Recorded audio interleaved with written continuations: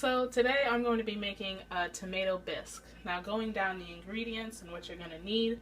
You're going to need 1 diced carrot, 1 Spanish onion, 1 stalk of celery.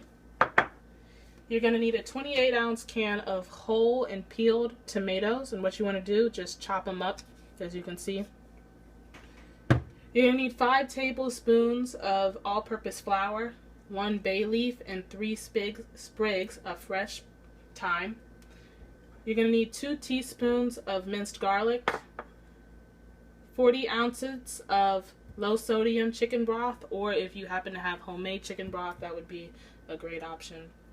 Salt, pepper, 4 tablespoons of butter, which is a half a stick, 1 tablespoon, a good amount of minced bacon, and 8 ounces of heavy whipping cream. And this is an optional ingredient, but if you want to have a loaf of bread to go with the tomato bisque, I have a rosemary loaf right here. So going down the equipment list of what you're going to need, you're going to need a cutting board, a knife, a whisk, a slotted spoon, a wooden spoon or your go-to stirring utensil, a pair of tongs, a can opener, your normal size sauce pot with a lid. You're going to need a strainer or a sieve, would probably be better, bowl, and lastly you're going to need a immersion blender or a stick blender, what's normally called a stick blender. So the first step is to melt the 4 tablespoons of butter on medium to high heat, which I've already done here, and now we just want to add that tablespoon of bacon, and we're going to cook this till the fat is rendered out, which really means until it's crisp. Once it's crisp, you're just going to add that bacon to a paper towel to drain it. This should take about a minute, maybe 2. So the bacon has been removed from the pot, and that's when you want to utilize the slotted spoon. So the next step, we want to add the onions, carrots,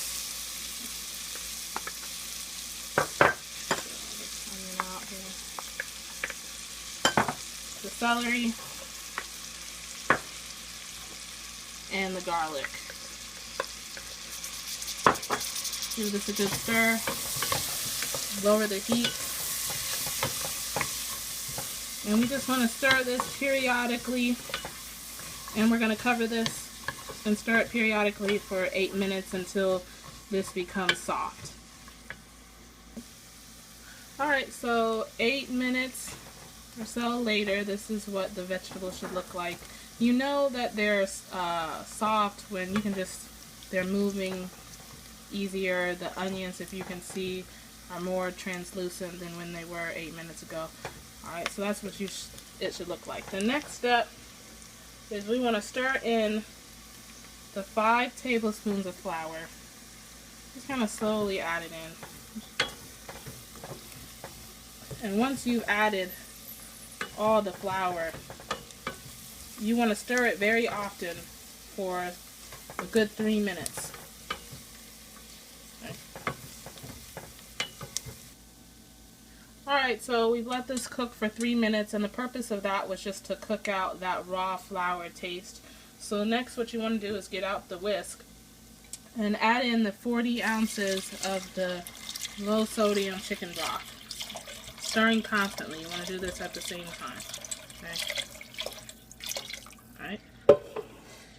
Then you want to also add in the 28 ounces of tomatoes. Okay. And we're going to bring this to a boil.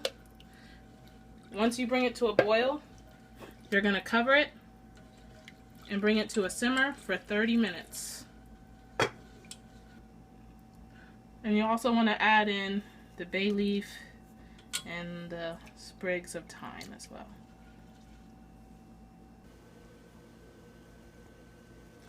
So as you can see, this the soup base is boiling away. So now what we want to do is we want to reduce the heat to low. Put a lid on this. We'll give it one last stir.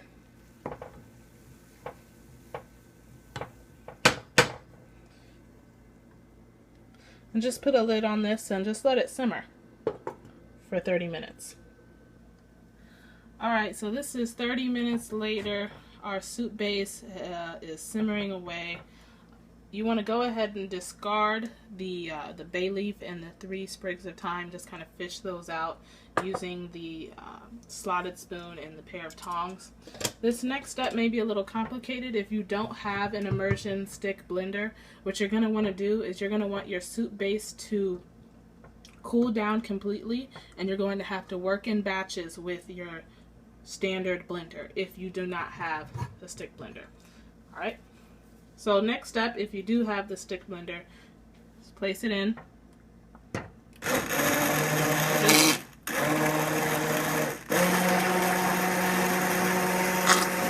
blend it all so it's smooth. And try not to do much splashing because it is very hot.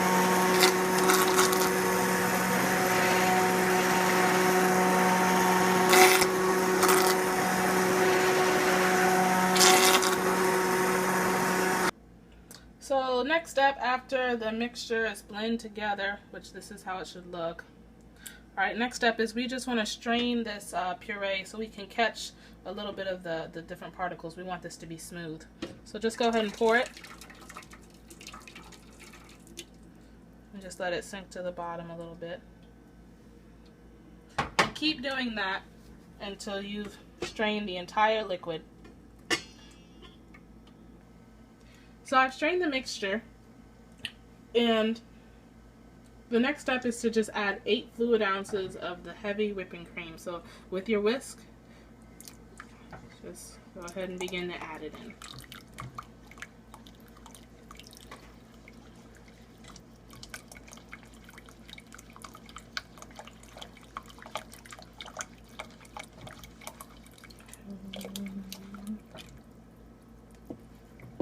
Give it a quick whisk here.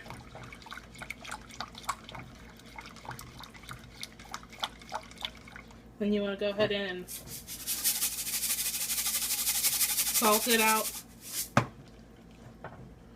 Pepper, just to taste, which really just means your preference.